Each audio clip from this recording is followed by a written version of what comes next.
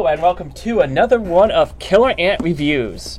Today we'll be talking about Isaac Asimov's The Winds of Change and Other Stories. This is actually a collection of basically 21 short stories from Isaac Asimov.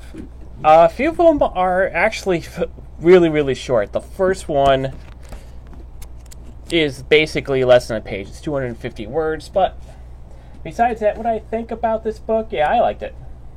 It definitely shows a lot of Isaac Asimov's work and shorter stories. A few of them are pretty long. So what about the cover? Ignore that. There was actually a price sticker there that took off some of the cover. I definitely love this cover. I love the eagle, and I like the whole spaceship landing. So it definitely has a lot of good atmosphere and stuff. Back's pretty boring. And some of these stories go from tragic to funny, and it's like an average size, 277 pages.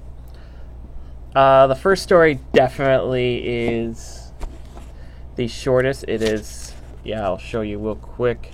Where is it? Yeah, that's about nothing. Yeah, that's basically it. It's less than a page long. Something that someone could definitely write in an hour. The second story, Perfect Fit, is about a guy who seems to be struggling to do anything. Like, at first it sounds like maybe he just doesn't want to do it. He's afraid of asking help, or he doesn't know. It has an interesting twist to it. Then you realize how he got into that situation. I'm not going to reveal any of the interesting twists about it.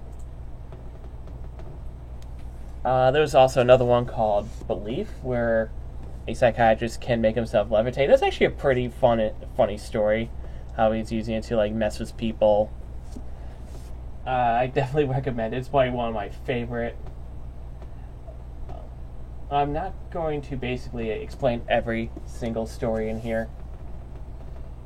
There's other stuff like Good Taste, where an alien is basically trying to figure out how to make the ultimate taste, and he goes far and wide to find all these rare ingredients. That also has another funny twist to it. And let's see what else. I can't really remember all the stuff on the top of my head.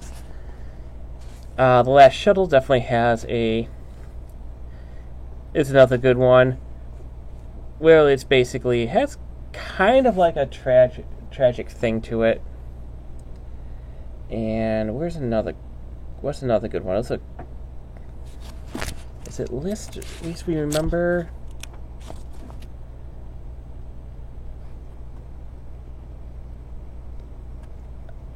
Let's see. Yeah, I think it's Lest We Remember. It's about a guy who basically he goes through a test run to get perfect memory. He can recall any little detail, and he's basically an average guy, and he ends up abusing it. That one also has a pretty interesting twist. That was and from the background, it was originally made to be a TV show, kind of like The Outer Limits, that just fell through, and that was one of the stories that he made for it. So it definitely has that 1970s, has that 70s, 80s sci-fi vibe to it, maybe even earlier, especially with the language that's kind of written in. It was made to be a little bit more sitcom-y, without the laugh track, obviously. If I did have to complain about something, the last story, The Winds of Change, and when I looked it up, a lot of people don't seem to like that one either. Winds of Change definitely was kind of a confusing mess. And it's like some of the stories I tried to get into, and I just for the love of me can't get into it. Couldn't really connect with any of the characters or the story, which is kind of sad because it definitely spoils kind of the rest of the book. It's some people put the worst. If someone's making a short story collection, it's always good to put the worst short story in the middle, just so if it's bad, you know that you at least enjoy the beginning and the ending one. Which which unfortunately left kind of a bad taste at the end, but doesn't account for the other 20 stories, which go from decent to actually really entertaining. Like I said, the first one's probably the funniest. I actually had a good laugh about that one, despite only being 250 words. What kind of grade would I give this book? I would definitely give it a strong 8 out of 10. If it wasn't for the last story, it would have been a 9. But when you go off, like, instead of going off with a bang, you go off with a whimper. It definitely brought down the grade. And a few other stories were a little lacking too. Like I said, I actually just read this thing a couple weeks ago, and a couple of the stories are a little hard to remember. But if you definitely like Isaac Asimov and like classic sci-fi, I would highly recommend this. So until next time, this is Killer Ant.